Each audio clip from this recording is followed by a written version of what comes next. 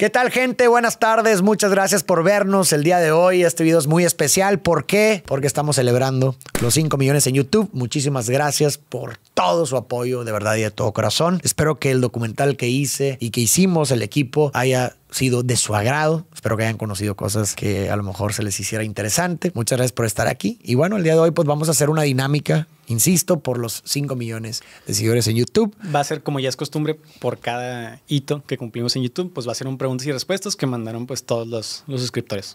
Muy bien. Para conocer Quiero aclarar también, antes de empezar, que muchas preguntas se filtraron porque ya se habían contestado en videos anteriores. Okay, entonces, muy bien. Pues van a ser nuevas. Exacto. Si no las han visto, pues pueden ir a los otros videos. Creo que van como 2 o 3 de preguntas y respuestas y pues ahí está. Duran como 1 hora cada uno, entonces para que se los echen con tiempo. ¿Qué prefieres? ¿Pizza o hamburguesa? Si tuvieras que elegir de que entre la pizza más rica que has probado o la hamburguesa más rica que has probado, ¿con qué te quedas? Hamburguesa. Va, siguiente pregunta. ¿Eres el típico alumno que salía a declamar poesía enfrente de todos en la escuela? No, la verdad no. Sí me gustaba mucho la clase de oratoria, en la que recuerdo que en el colegio era como un momento al año en el que haz de cuenta que te tenías que memorizar un discurso, pero no un discurso, bueno, no, pues sí, un discurso de... Ponle tú unas 3, 4 páginas sobre un tema en específico. Usualmente eran como historias que tenían alguna moraleja. Entonces contabas toda la historia y luego como la enseñanza del tema o algo así. Ese momento, ese concurso me gustaba mucho. Nunca llegué a ganar el primer lugar. Pero ahora que recuerdo, era impresionante cómo te memorizabas. O sea, yo me acuerdo que me memorizaba como 4 páginas al pie de la letra. Y pues llegaba el día y lo tenías que presentar enfrente de los papás de los alumnos. Entonces sí era un momento de nervio. Quieras que no. De cierta forma, pues sí era un ejercicio interesante, una actividad interesante. Y a mí me gustaba mucho eso. No tenía nada de clases de poesía en el colegio en el que estuve, ni siquiera en la preparatoria. Entonces no era como algo que pues se daba en ese ambiente, era como algo más privado, ¿verdad? ¿Estarías dispuesto a hacer análisis de anime?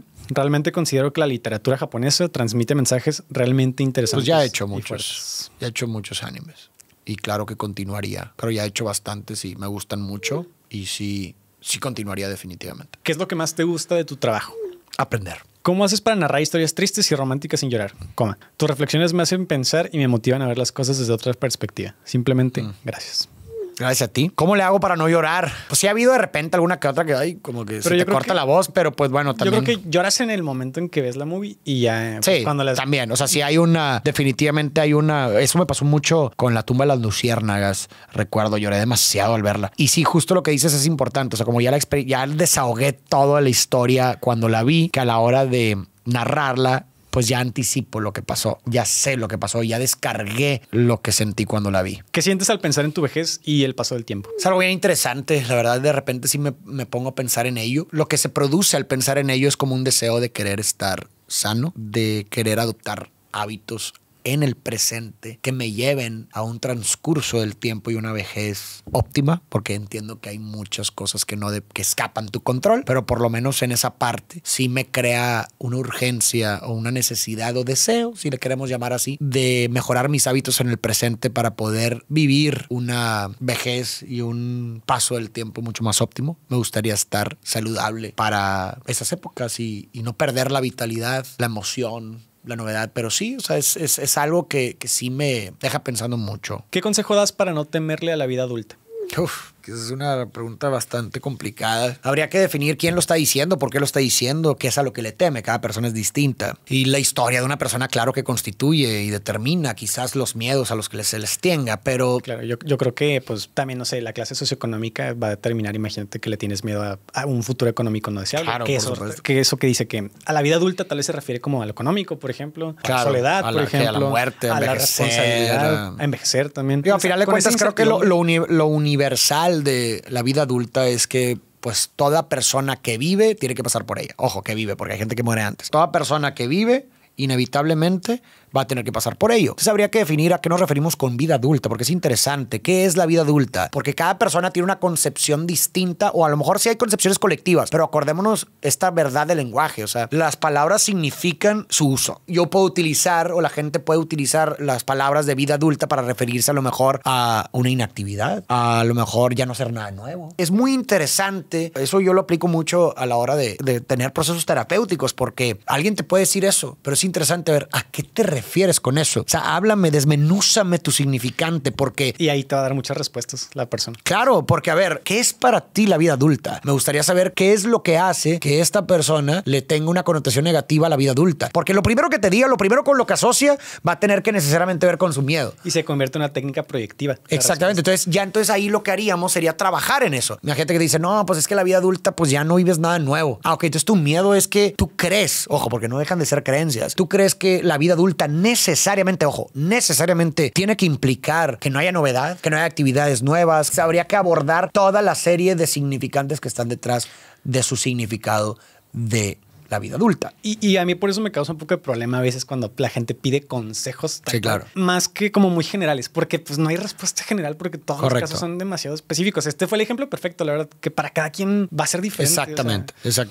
Exactamente. Cada quien vive cosas diferentes, tiene significados diferentes a las cosas y pues las respuestas son muy particulares. Por otro lado, puedes hablar tú de cuestiones generales y al mismo tiempo la gente lo va a adaptar a su propia particularidad. Entonces también es como... Pero bueno, pues, sí, imagínate, si hacemos eso justamente lo que acabas de decir, de que cada quien lo adapte a su particularidad, creo que lo que es general es este miedo a la incertidumbre, más que nada. Exactamente. A sufrir. Pues más bien a la incertidumbre en general. La gente tiende, bueno, obviamente hay gente que a lo mejor por experiencias previas y por a lo mejor una imagen de sí diferente pudieran tener mucho más confianza para enfrentar la incertidumbre porque a lo mejor históricamente les ha ido bien enfrentando la incertidumbre o porque tienen un autoconcepto en donde se ven con las herramientas necesarias para enfrentar la incertidumbre. O al revés también, ¿verdad? Y estoy hablando en que todo eso va a determinar cómo uno, pues sí, se enfrenta a la incertidumbre con más menos miedo, con más menos ansiedad. Pero claro, cuando hablamos de cualquier cosa futura, inherentemente estamos hablando de incertidumbre. Cuando hablamos de incertidumbre, pues a lo mejor implícitamente también estamos hablando de temas de miedos, ansiedades, angustias, cambios, ¿verdad? Porque normalmente uno, pues de cierta forma, en muchos casos, pues el presente y la cotidianidad de cierta forma, pues se han adaptado a ella y se siente segura. Entonces cualquier futuro, cualquier cambio a ello, pues implica, insisto, novedad y a lo mejor no te sientes con todas las herramientas necesarias para poder abordar la incertidumbre, entonces te genera ansiedad porque no sabes, a lo mejor tienes miedo de que, oye, pues sí, la vida adulta, nunca he trabajado en mi vida, entonces me da miedo empezar a trabajar. O a lo mejor sí, todas mis experiencias han sido horribles. Todas mis experiencias han sido horribles, pero justo eso es interesante porque con esas preguntas generales te empiezas a adentrar a la particularidad de la persona y entonces abordar pues justamente lo que acabamos de decir, cuáles son las ansiedades particulares de la persona, cuáles son los miedos particulares de la persona y entonces trabajar por ahí. ¿Consideras que la belleza está en todos lados? No, porque si está en todos lados, entonces nada es bello. ¿Y no crees que puede estar en todos lados? ¿Puede? Pues depende de los ojos que lo miren. ¿Te cortarías el pelo? Buena pregunta, nunca lo he pensado últimamente. No sé, me siento tan bien con mi pelo así que no he pensado, considerado cuándo me lo cortaría o si es que me lo cortaría. Siento que me vería bien diferente. Si de por sí veo fotos mías con el pelo corto y me siento tan ajeno, siento que si ahorita me lo cortara porque llevo muchos años ya con el pelo largo, siento que, no sé, sería un shock de, ay, caray, soy yo, ¿sabes? ¿Cómo hago que mi mejor amigo deje las drogas? Híjole. Pues mira, ahí creo que me gustaría reformular esa pregunta, porque la pregunta sugiere de esta persona que se siente responsable, ¿no? Como, ¿cómo hago? ¿No? Está diciendo eso. ¿Cómo hago yo para que la otra persona deje de hacer algo? Y creo que eso es una carga que no debería de asumir esta persona ni nadie. Realmente es que nadie puede salvar a nadie, en el sentido de que claro que puedes acompañar, claro que puedes abrazar, escuchar, estar ahí, pero en última instancia la salvación no es tu responsabilidad. La persona misma tiene que tener la voluntad. Es una condición necesaria para cualquier tipo de cambio. ¿Cómo puedes ayudar? Es otra cosa. Y creo que una buena forma de ayudar en este tipo de casos es, pues bueno, dentro de lo que se pueda, porque creo que siempre hay un límite. Porque también las otras personas pueden ponerte ese límite y a lo mejor tú tienes una buena intención, tratas de concientizar al respecto, pero la persona te dice, ya no quiero que me digas nada. Entonces quiero pensar que, bueno, pues hay algo que uno puede intentar es, bueno, de entrada, pues escuchar, tratar de comprender qué pudiera estar detrás de ese comportamiento, el ver si uno puede hacer algo para aliviar esos vacíos emocionales que muchas veces están detrás de ese consumo, proponerle alternativas, el que busque ayuda. Las adicciones a las drogas principalmente, pues no son cosas que escapan la voluntad de la persona, porque ya hay procesos químicos detrás, estás hablando de dependencias también detrás, en las que pues la voluntad a lo mejor deja de ser como lo único necesario para poder salir de esta. Entonces también como proponer proponer o alentar a que busque ayuda profesional, tratar de platicar de si es que cree que hay un problema en lo que está haciendo. Pero como dices, todo siempre es como de una forma de acompañar al otro. Claro, porque no es tu responsabilidad. No es tu responsabilidad. Yo sé que a lo mejor así se siente.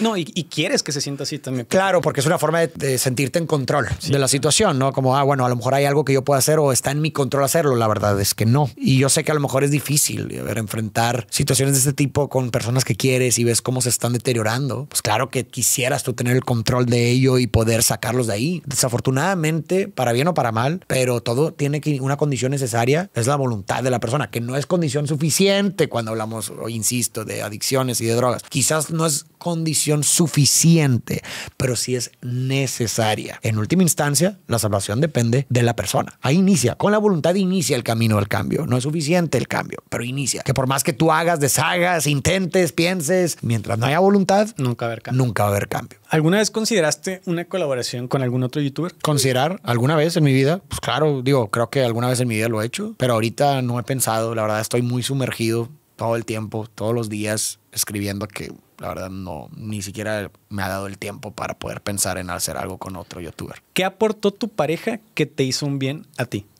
Mi pareja, muchísimas cosas. Apoyo incondicional, escucha, consejo. O sea, creo que es imposible articular con exactitud cada una de las cosas que una pareja aporta, pero pudieras decir que si somos la suma de nuestras interacciones con otros, que gran parte de nuestro carácter y personalidad se forja en nuestra interacción con los demás. 100%.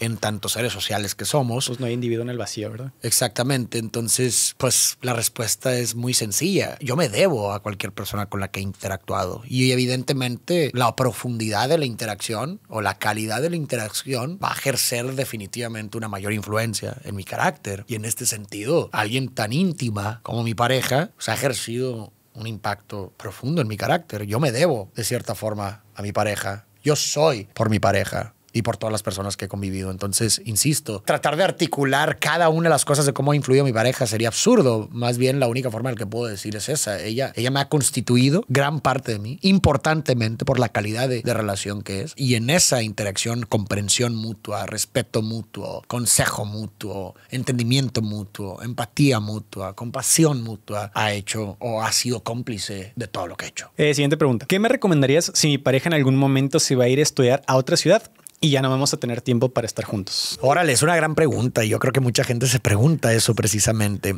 Yo como la lectura rápida que le doy es como que sabes que la relación va a haber un punto en poco tiempo que va a sufrir un cambio drástico. Claro, grave. cuando la dinámica, más bien, cuando una persona se va por tanto tiempo, la dinámica cambia. Y cuando las dinámicas cambian, naturalmente tiene que haber cambios en cómo los dos conectan. Porque cuando tú estás en una relación, tienes una dinámica ya preestablecida, ¿no? Como en todo, o sea, y quita la relación. Todos los días tú tienes como cierta rutina y tienes tus formas de hacer o no las actividades que te gustan. O sea, estás inmerso en un como sistema. Lo mismo pasa en las relaciones. Tú cuando estás construyendo una relación, se va construyendo al mismo tiempo una dinámica. Con el tiempo, pues se va perpetuando. Es como a lo que le llaman rutina. No estoy diciendo para mal o para bien. Incluso la rutina puede tener momentos de asombro o actividades extraordinarias. Sí, quitándole la carga positiva o negativa a la palabra rutina. Exactamente. Simplemente es como un sistema, una dinámica. Vamos a llamarle mejor. Me gusta mejor la palabra dinámica.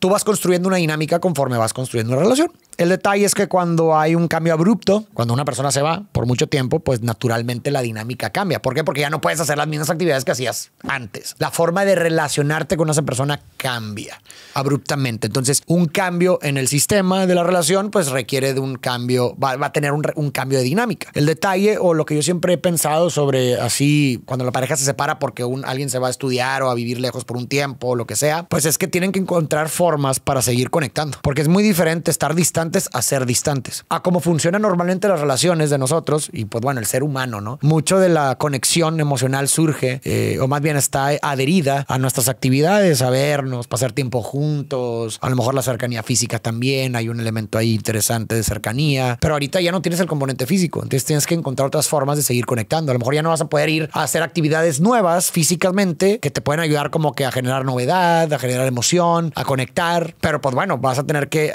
compensar esas ausencias con otro tipo de formas para seguir generando intimidad emocional, que creo que eso es lo importante a la hora de que hay una separación física. Tienes que encontrar formas diferentes, crear dinámicas distintas para seguir generando la intimidad emocional. Insisto, es muy diferente estar distantes a ser distantes. Cuando hablamos de ser distantes, estamos hablando de que, bueno, no solamente hay una separación física, sino que también una separación emocional. Que pues no estamos encontrando tiempo para hablar de nosotros, para intimar emocionalmente, para platicar profundamente nuestras experiencias, de nuestros miedos, de cosas que nos pasaron, cosas que estamos pensando. Si no hay lugar para ello, para realmente procurar y perpetuar esa intimidad emocional, pues nos vamos a ir alejando cada vez más. Y yo creo que precisamente es el miedo de esta persona, porque ante cualquier cambio, más en este que pinta ser como uno negativo, se puede percibir así, pues hay miedo de que las cosas vayan a cambiar. Naturalmente. Pues todo cambio implica de cierta forma un miedo. Creo que algo importante, tanto en una relación a distancia como en cualquier relación, es poner metas a largo plazo o cosas que hacer a largo plazo para que haya como una ilusión hacia el futuro. Y eso los motiva a caminar. No sé, por ejemplo, que se vayan a ver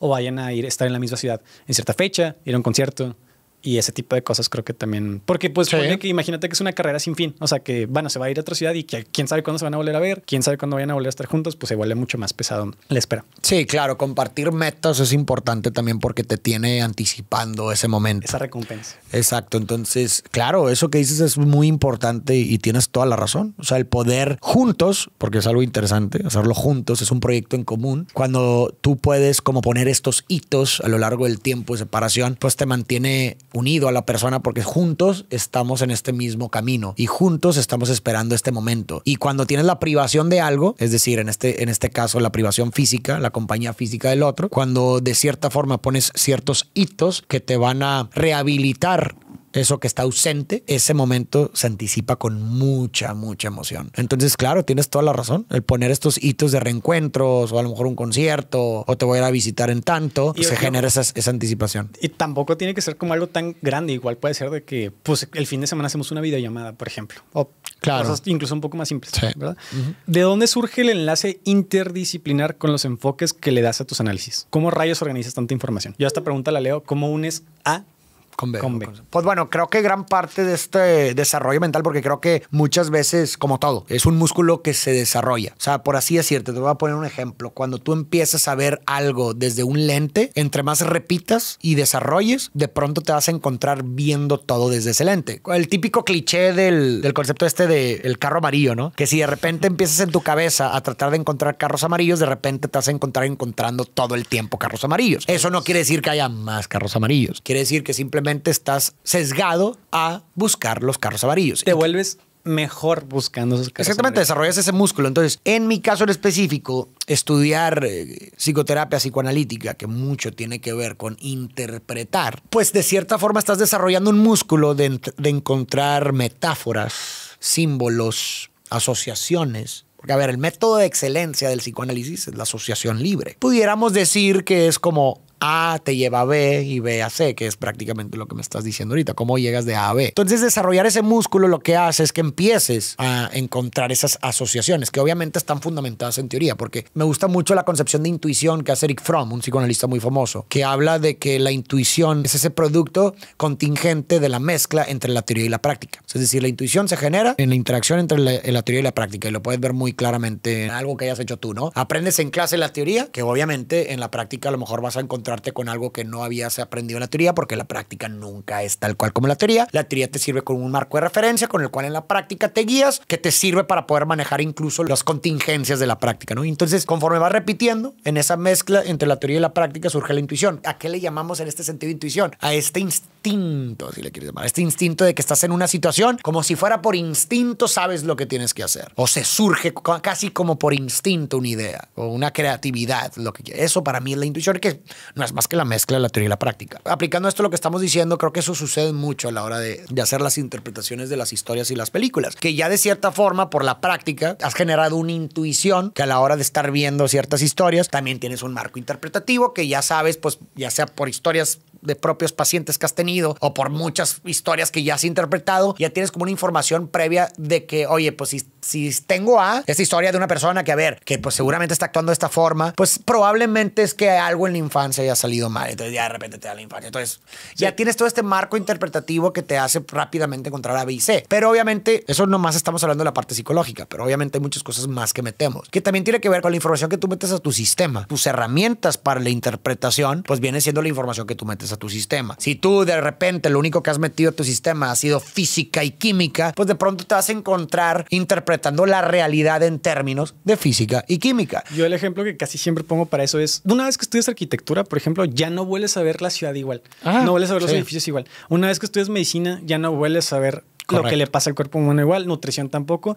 Aquí es lo mismo. O sea, una vez que estudias algún tema y ya estás interpretando una película, ya no lo vas a interpretar. Exactamente. Igual, porque ya tienes esta información previa en tu sistema que lo vas a poder relacionar enseguida. Exacto, sí. La información que metes a tu sistema se vuelve el marco de referencia con el cual interpretas la realidad o las historias o las películas. Entonces, en mi caso en específico, la información que pues meto constantemente a mi sistema es pues filosofía y pues obviamente psicología. Entonces, ese es como mi marco de referencia con el cual normalmente interpreto las películas y pues cada vez que veo una película o estoy escuchando una historia, pues la empiezo a ver en términos psicológicos y filosóficos, que pues bueno, se puede constatar y ver pues este patrón en las interpretaciones del contenido ahí que la gente puede ver. Está este hilo conductor en donde los dos marcos referenciales principales son filosofía y psicología. Sí me ha tocado a veces, por ejemplo, que estoy trabajando en una película, al inicio es como tengo como un buffet de opciones interpretativas y digo psicológica, filosófica o incluso como de datos curiosos. También es otro marco interpretativo, que no es mi usual ni tampoco mi expertise, pero a veces es como, oye, pues definitivamente a lo mejor no hay nada de uno y otro, pues a lo mejor esta pudiera ser una alternativa. Pero siempre me pregunto las diferentes opciones que tengo para interpretar, nada más que la verdad es que siempre hay algo que decir filosóficamente y psicológicamente, entonces pues realmente... Pues al final casi todas son historias humanas. Entonces. Exacto, al final de cuentas estás hablando de historias, de personajes, que no son más que, a ver, cada personaje tiene proyecciones de cosas. Entonces al final de cuentas, si estás hablando de historias, aunque sean ficción, aunque estés hablando de vampiros, güey, de magos y lo que tú quieras, hay ciertas metanarrativas detrás de esas historias que son muy humanas. El simple hecho que las personas y el colectivo conecten con una historia de vampiros, de magos, esa conexión, pero fundamentalmente sugiere que hay algo en lo cual la persona, la audiencia se identificó con esa historia. Lo que habla de una experiencia colectiva, de una historia, una metanarrativa detrás. A lo mejor la serpiente con la que se enfrenta Harry Potter, pues nunca en tu vida te vas tú a identificar con enfrentarte a una serpiente enorme que te va a devorar. Es lo que representa. Exactamente, pero inconscientemente sabes perfectamente por lo que está pasando Harry Potter, porque a lo mejor tú no te vas a enfrentar a una serpiente gigante, pero a lo mejor sabes lo que se siente ir a los confines más profundos de tu psique, de tus miedos y enfrentarte no con una serpiente, pero sí con tu peor miedo. Eso es a lo que voy, o sea, son las metanarrativas que están detrás que hablan de experiencias y sentimientos colectivos que la gente conoce y se identifica con ellos. En una relación, ¿siempre hay alguien que ama más? ¿Cómo vas a cuantificar el amor? ¿Cómo lo cuantificas? ¿Cuáles son las métricas? No tengo idea. Siempre hay, pues a mí no me gustan las certezas absolutas. En algunas hay, puede haberlo, claro, obvio. Por pura probabilidad. Pues obviamente, a lo mejor es más, es fácil identificar. Digo, no que sea fácil identificar, pero obviamente todos hemos conocido de alguna forma relaciones de amigos o incluso nuestras en las que a lo mejor una persona no está realmente enamorada. O sea, ¿y hay alguien que ama más? Pues sí, hay alguien ahí. Que en todas necesariamente tiene que ser así. No, pues ¿cómo vas a medir el amor? ¿Cómo se mide algo tan abstracto como el amor? Tal vez una persona te diga de que, porque le dice más cosas bonitas. Bueno, pero es su manera de demostrar amor, no significa que... Sí, claro, exactamente. Si eres muy bueno en algo, pero deseas estudiar algo distinto, ¿qué definiría la decisión al elegir una carrera? Felicidades por los 5 millones. Gracias. Híjole, pues bueno, cada quien es ahí, pues sí. Me gustaría preguntarle a esta persona, o que más bien que se hiciera la pregunta. A ver, soy muy bueno para hacer esto y quisiera estudiar otra cosa. A ver, en la parte académica, de titulación y demás, ¿hay una diferencia entre una y otra? Es decir, a lo mejor lo que te gusta hacer pues no requiere a lo mejor de un título o algo así. Entonces dices, bueno, pues a lo mejor no necesito realmente haberlo estudiado para poder ejercerlo. Y por otro lado, a lo mejor dices, oye, no, pues para lo que soy bueno, pues la verdad, el tener un título sí puede ser como una herramienta útil en dado caso que necesite por X o Y razón en algún punto ejercerlo. Pues bueno, entonces me voy por ahí. Digo, cada caso es un caso, pero yo me haría ese tipo de preguntas antes de tomar una decisión. Las personas que preguntan este tipo de cosas son personas que están a punto de tomar esta decisión, obviamente. ¿Cuántos años tienes cuando vas a entrar a la universidad? Como 18, más o menos, ¿no? Yo creo que, a ver, también muchas veces no son mutuamente excluyentes lo que quieres estudiar con lo que quieres, o sea, un hobby paralelo en lo que va a ver si te funciona o no. O sea, puedes hacer las dos cosas muchas veces y... ver claro. Al final. Y digo, a ver, y siempre está esta idea de que si llegas a tomar una decisión y resulta que no fue lo que pensaste, pues siempre puedes cambiar. No es el fin del mundo. No es el fin del mundo, exacto. En ese momento tal les parezca que sí, porque es todo tu mundo, pero no es el fin del mundo, realmente. ¿Consideras rentable estudiar o trabajar de psicólogo? Sí, independientemente de la rama en la que decidas especializarte. Sí, o sea, por lo que entiendo la pregunta es como si puedes vivir de ser psicólogo. Yo también creo que es eso. ¿Verdad? Pues digo, de que puedes. Tengo sentimientos encontrados al respecto porque pues estás hablando como justamente de una disciplina y una profesión que puede hacer mucho bien en la vida de muchas personas y considerando también mucho nuestro contexto actual y como de cierta forma sí, pues es la palabra, elitilizar la salud mental, que pareciera que es así. Porque te diría, pues bueno, obviamente hay de todo. Claro que hay, por supuesto que hay clínicas que te cobran muy poco, que tú puedes llamar y se las recomiendo mucho y que por un precio mínimo, incluso proporcional a lo que la persona gana, pues te cobran la consulta. Pero la verdad de las cosas, a cómo está organizada nuestra sociedad y nuestro sistema, pues sí es que pudiera existir una tendencia de que pues el servicio esté más elitilizado. Pareciera que es un lujo.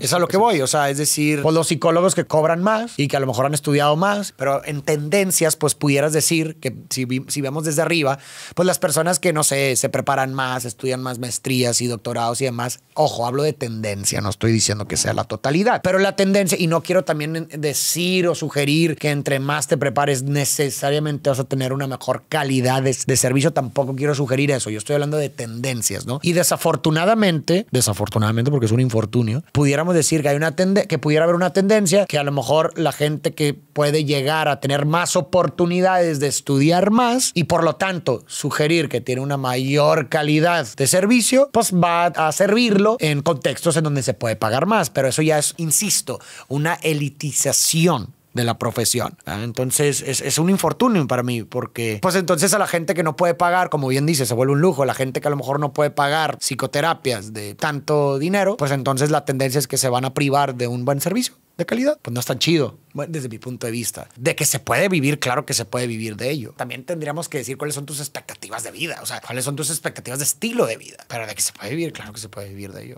¿Cuál es tu serie de confort? No veo series de confort. ¿No? No tengo series. O sea, no repito series. ¿Cuántas horas del día le dedicas a la creación de contenido?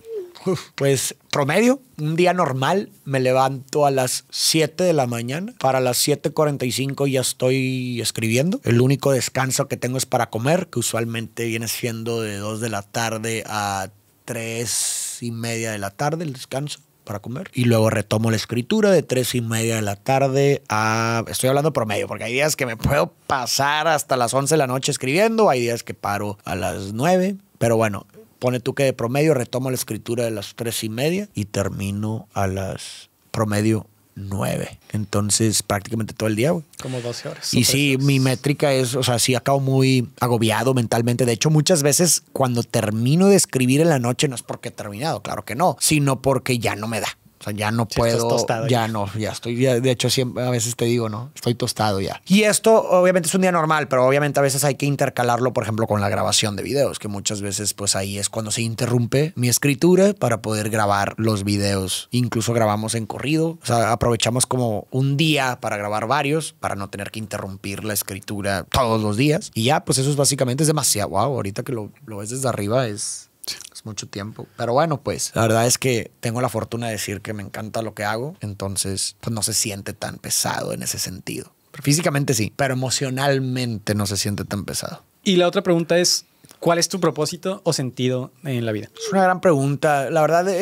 me gusta mucho una frase de Wittgenstein que dice que hay verdades que simplemente se te revelan, que aparecen, que surgen, que escapan cualquier intento de articular. Y creo que el significado es eso. O sea, creo que el significado es algo que se siente. Creo que uno se vuelve el significado. Entonces yo a lo largo de mi vida he aprendido como a dejar de como articular. Que, mi sentido de vida es este, o voy a construir un sentido de vida. Si yo lo veo más como que mi vida en sí misma es el sentido. Entonces lo que sea que yo esté haciendo, si se siente, si se me revela como significativo, mi actividad, porque son cosas que sientes. O sea, claro. Yo te pregunto a ti, trata de articularme en palabras, ¿qué es lo que te da sentido? Pues dices, güey, pues no sé, o sea, simplemente lo que hago me dota de sentido, lo que tu trabajo te dota de sentido. Mi relación es tu relación te dota de sentido. Entonces, como que esa es mi métrica. Mi métrica es, yo soy el sentido y el nivel de sentido que tenga mi vida por añadidura va a estar determinada por cómo yo me sienta al respecto de las diferentes aristas de mi vida. vida. Y en este sentido ya no me preocupo por articular algo fijo, porque a final de cuentas, si yo soy el sentido, pues va a estar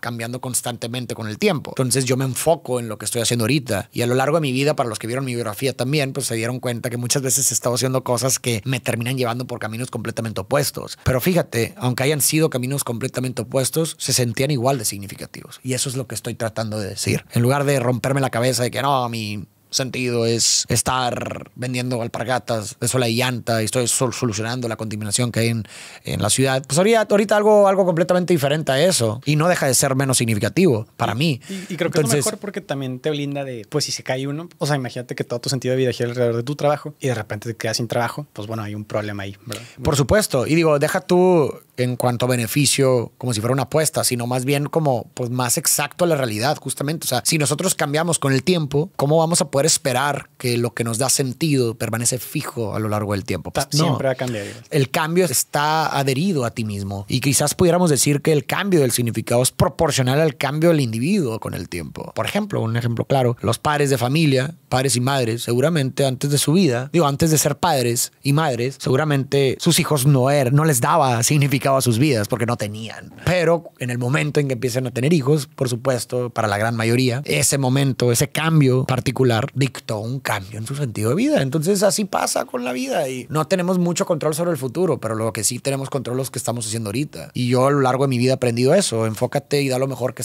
de ti en este momento, y esto te va a llevar a un lugar deseable, porque estás haciendo algo significativo hoy. Eso te va a llevar a otro lugar deseable, igualmente significativo o diferentemente significativo. Y en ese caminar, de repente vas a mirar en retrospectiva y decir, wow, mi vida estuvo lleno de sentido, porque yo soy el sentido. ¿Qué haces en tus tiempos libres? No tengo tiempos libres. Triste. No, pues realmente lo mismo. O sea, es que no. O sea, ¿sabes? Es que como es un trabajo que todo el tiempo puedes estar haciendo algo realmente. Exactamente. O sea, el tiempo libre que es, pues mejor. O sea, mi tiempo libre es cuando me tomo a lo mejor unas vacaciones de una semana, un descanso de una semana es mi tiempo libre, y salgo de viaje para distraerme completamente de estar prácticamente encerrado todos los días, porque pues yo, como bien dices, o sea, mi tiempo libre, que pudieras decir, oye, los sábados y domingos, yo trabajo sábados y domingos, y tú eres testigo de ello. O sea, yo no tengo ningún problema en escribir de 7 de la mañana a 9 de la noche un sábado y un domingo. Claro que cuando está mi pareja aquí, pues claro que sí salgo. Obviamente tengo una vida social también. Pero, por ejemplo, las veces que mi pareja se va de viaje, de trabajo y cosas así, yo me quedo los sábados y domingos trabajando. Porque, como dices, siempre hay algo que hacer y lo disfruto, no es algo que me cuesta. Entonces, realmente mi tiempo libre hago exactamente lo mismo porque me gusta, es mi hobby. Tengo la fortuna de poder decir que mi hobby es mi trabajo. ¿Hasta qué punto somos seres individuales y qué tanto influye en nosotros la socialización que experimentamos a lo largo de nuestras vidas? Pues es difícil cuantificar como tanto por ciento, pero sabemos que el yo no surge en el vacío. Entonces sabemos que hay una interacción interesante entre decisiones individuales y el exterior, el entorno, la sociedad. Sabemos, a ver, de entrada estamos comunicándonos en un idioma que se nos fue dado. Entonces es imposible hablar de un yo sin nosotros, es imposible de que un yo surja en el vacío. Entonces, pues es una interacción compleja entre el individuo y el ambiente. O sea, el individuo no está aislado, pero también ejerce de cierta forma una influencia. Podríamos llamarlo una especie de relación simbiótica entre el individuo y el colectivo, en donde el individuo ejerce una influencia en el colectivo, pero el colectivo ejerce una influencia en el individuo. Hay una relación recíproca entre el yo y el colectivo, entre el yo y el entorno. Y de esa relación recíproca compleja, bastante compleja, o más bien esa relación recíproca bastante compleja determina la libertad, la conciencia, las posibilidades de éxito, las posibilidades de cualquier tipo de la persona. Sí, la manera de ser, de pensar, de actuar. Exacto. Esta es una pregunta que se ha repetido en todos los videos, pero a la gente le causa mucha intriga, no sé por qué. ¿Qué estudiaste? Mi primera carrera fue ingeniería en producción musical digital. Mi segunda carrera fue licenciatura en psicología. Mi primer maestría fue en clínica psicoanalítica por la Universidad de León, en España, y actualmente me encuentro estudiando una segunda maestría, que ya estoy a esta fecha, que estamos a 15 de mayo, creo, del 2024. Estoy prácticamente un año de graduarme, y es una maestría en psicoterapia psicoanalítica. ¿Qué tipo de contenido consumes en YouTube? No consumo contenido porque trabajo todo el tiempo, y si consumo algo, pues son películas que están directamente ligadas a mi trabajo, y eso podría decir que hago. Es más, volviendo a la pregunta del tiempo libre, pues lo que hago pues también es ver películas. ¿Cuál ha sido tu video favorito y cuál el que menos te ha gustado? Híjole, qué difícil. Es bien difícil decirlo. ¿Del que estés más orgulloso? Pues bueno, algunos que sí me han gustado bastante han sido Ojos Bien Cerrados, Matrix. O sea, el resultado final me gustó bastante de esos dos. Recientes, Perdidos en Tokio, Lost in Translation, la verdad me gustó mucho. A lo mejor no, o sea, no, a lo mejor no lo pondría en un nivel como de Matrix o Ojos Bien Cerrados, pero me gustó mucho. ¿Cuál otro últimamente? Ay, es que son demasiados que se me olvidan. Bebé Reno, ¿no? Bebé Reno, sí. Bebé Reno sí fue un análisis psicológico bastante exhaustivo. Muy denso. Denso y exhaustivo. De hecho, sí. Y con una temática fresca, que eso es a mí que me gustó mucho. ¿Cuál otro? Ya me acordé de otro que también estoy orgulloso de ese, que me gustó, fue el de Ex Machina. O sea, por la complejidad de los conceptos. Buenísimo también, sí. La complejidad de los conceptos me gustó bastante. ¿Cuál más? También El Paciente Inglés. Digo, yo sé que a lo mejor no son películas populares, pero a mí en lo personal me significan mucho y la verdad ese en particular me gustó mucho. También...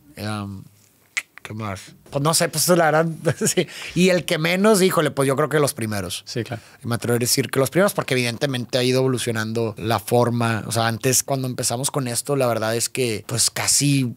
los comentarios eran muy breves, sumamente breves. Casi no había, o sea, no había una interpretación exhaustiva ni profunda. Eran como comentarios muy, muy directos y breves. Y pues obviamente conforme uno crece y va evolucionando y va mejorando la calidad del trabajo, pues obviamente volteas para atrás y te avergüenzas un poquito de lo primero que hiciste, como en cualquier trabajo y en cualquier cosa que uno hace. En la vida. Conforme vas haciendo y mejorando y avanzando, de repente miras atrás y dices, ay, los primeros no estaban tan chidos. A lo mejor sí estaban chidos, no sé, la gente lo dirá, pero para uno, por sus propias métricas que van avanzando. Es que la vara sube mucho. La vara sube mucho. Entonces, de repente, esa sería mi respuesta. ¿Cuáles son los que menos te gustan? Por los primeros. Como alguien que criaste con valores, después de un tiempo puede parecer alguien que ni siquiera los tiene. Desafortunadamente, para bien o para mal, para muchos padres, el amor o el trato que le das a los hijos no es suficiente para su forjamiento. Hay muchas cosas que escapan. O si bien el amor de los padres, la presencia de los padres y el cariño de los padres va a quizás disminuir las posibilidades de algún desvío o algún, no sé, algún desarrollo no óptimo de una persona, no te lo garantiza, desafortunadamente. ¿Por qué? Porque la influencia en las personas escapa del trato de los padres. Tienes predisposiciones genéticas, tienes sociedad, tienes amigos, redes sociales. Entonces tienes muchas fuerzas y factores que influyen en el desarrollo y en el carácter de una persona que escapan el trato de los padres, desafortunadamente.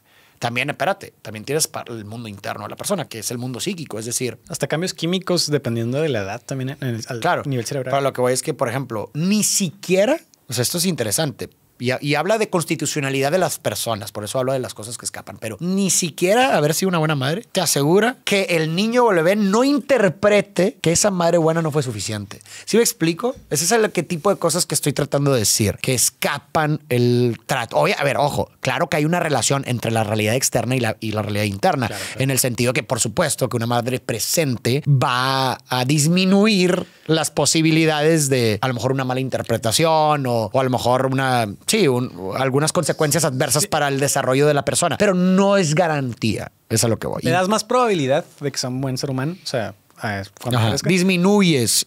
Pero aún así no es garantía. Incluso al revés también. A ver, puede haber madres o padres negligentes, pero a lo mejor el sujeto los puede interpretar de forma diferente. No necesariamente que fueron suficientes. A nivel inconsciente, que eso es importante también mencionarlo. Porque hay gente que dice, entonces, ¿por qué todos los que crecen así? No, exactamente. Por eso, no lo pero si te fijas, siempre hablamos de excepciones. Sí. O más bien de mínimos. Por eso estoy tratando de decir, claro que va a haber una influencia, por supuesto. Vas a disminuir las probabilidades, claro, pero no es garantía. ¿Cómo vemos que no es garantía? Por las mismas excepciones. Ha habido padres y madres muy amorosos que, bueno, desafortunadamente ha habido hijos que con muchos problemas psicológicos, con muchos problemas mentales, de conductuales, etcétera, que no son culpa de los padres. ¿Sí me explico? Eso es lo que estoy tratando de decir. Si tú hiciste lo que a ti te correspondía y aún así se tuvo como contingencia algo así, pues no fue tu culpa. Tú hiciste lo que tenías que hacer. Claro. ¿Estás cansado de la rutina? ¿Y qué es lo que te motiva a seguir haciendo lo que haces? Sí, hay periodos en los que, a ver, como es muy intenso el trabajo y exhaustivo, como es muy radical mi rutina de trabajo, después de un cierto tiempo siento la misma urgencia opuesta. Es decir, como, güey, necesito tomarme una semana sin nada.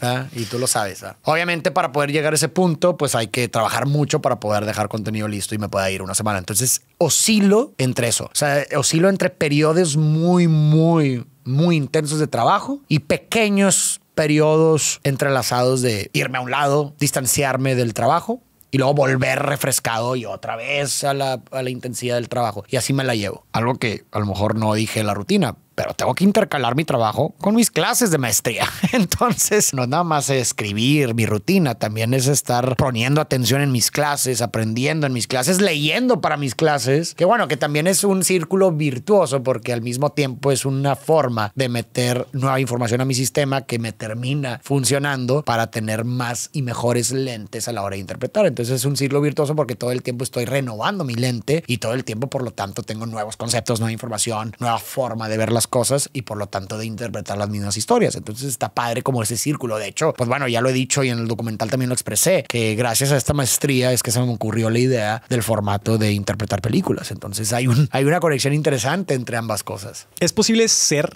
feliz? Volvemos a la pregunta de los significantes. ¿A qué nos referimos con eso? ¿Qué significa ser feliz? ¿Que todo el tiempo, todos los días estés pleno? No.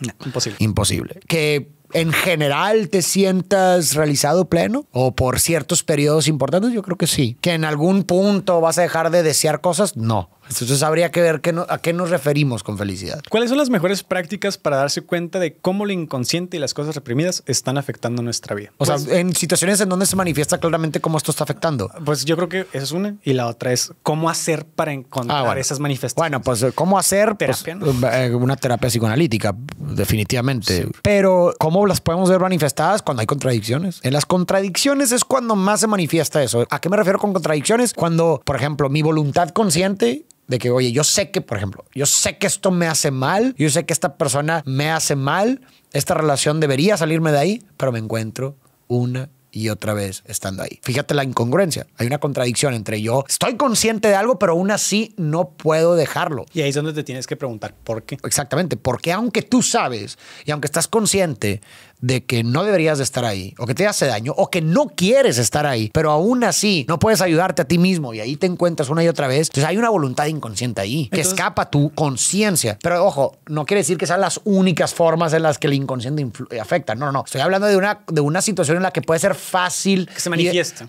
Puede ser como muy clara la forma en la que se manifiesta esa influencia. Nunca lo había visto de esa manera, pero, o sea, tiene mucho sentido lo que dices y si yo miro atrás en ciertas situaciones en mi vida, claro, o sea, entonces la manera sería como que estar atento, una de las maneras, a esas contradicciones, por ejemplo, y obviamente ya para resolverlo, pues ya me imagino que yendo a un proceso de terapia, ¿no? Claro, y digo, basta también, ese es un ejemplo claro, pero también hay otros ejemplos que a lo mejor no son tan claros, pero también son fáciles de identificar. Simplemente hazte preguntas de por qué haces lo que haces y el hecho de que no puedas articular, o más bien, incluso aunque lo puedas articular, ¿por qué escribo? No, pues a ver, estoy pensando por qué escribo. Si no lo puedes articular, entonces ahí hay una fuerza, ay, caray, entonces ¿por qué lo hago? Entonces hay una fuerza inconsciente ahí detrás. E incluso si llegas a poder articularlo, sigues preguntando el por qué y vas a encontrar a un punto mudo, un punto negro en donde decir, bueno, ya no sé explicarlo. Y el momento en que ya no sabes explicar algo, pues entonces hay fuerzas inconscientes que están ahí detrás. Las preguntas detonan muchas cosas que de repente nos hacen ver de cómo estamos de cierta forma condicionados por muchas cosas para hacer lo que hacemos. Y en ese condicionamiento inconsciente, pues hay fuerzas inconscientes, porque pues antes de que te hicieras estas preguntas lo seguías haciendo. Entonces lo estabas haciendo de manera automática,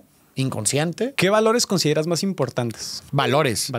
Pues el respeto es uno de los valores más importantes para mí. El poder ver al otro por lo que el otro es, no como yo quiero que sea, no con mi imagen distorsionada de lo que quiero que la otra persona sea, tratar de verla por lo que es. Es importante para poder vivir en sociedad armónicamente y no nada más en sociedad, en nuestras relaciones micro también, en nuestro círculo cercano. El respeto es fundamental. ¿Qué otro valor importante? Pues bueno, definitivamente la fortaleza. O sea, creo que la vida siempre nos va a lanzar sufrimiento inevitablemente, es parte de la existencia. Nunca va a dejar de haber dolor, nunca va a dejar de haber tragedias, adversidades y creo que en este sentido la fortaleza nos ayuda a poder navegar por estas adversidades. Empatía. Creo que es un valor importante el poder tener esta capacidad de adentrarnos en los pensamientos, el sentir, la vida del otro. Es importante para poder mejorar nuestras relaciones y el mundo, por lo tanto. Y bueno, ahora sí fueron todas las preguntas. Farid, no sé si quieras decir algo para despedir este video. Agradecer a la gente por todo su apoyo, por todo el tiempo que dedican a ver este contenido. La verdad es que sí nos tomamos mucho trabajo para hacer cada video.